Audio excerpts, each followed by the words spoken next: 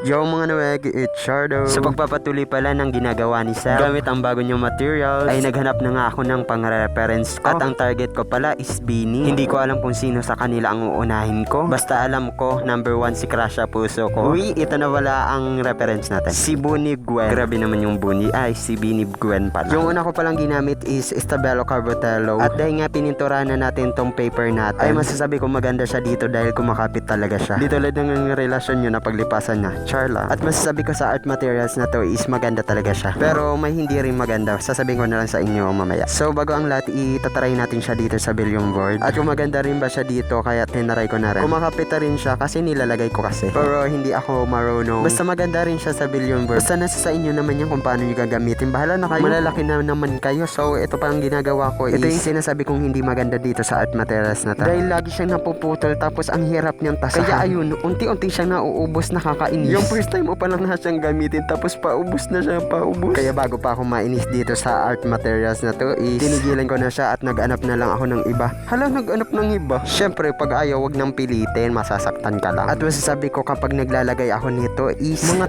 3 o 2 layers lang ang pwedeng na-absorb niya. Na-absorb? Pero kung i-rate ko siya 1 to 10, mga nasa 7. So that is guys,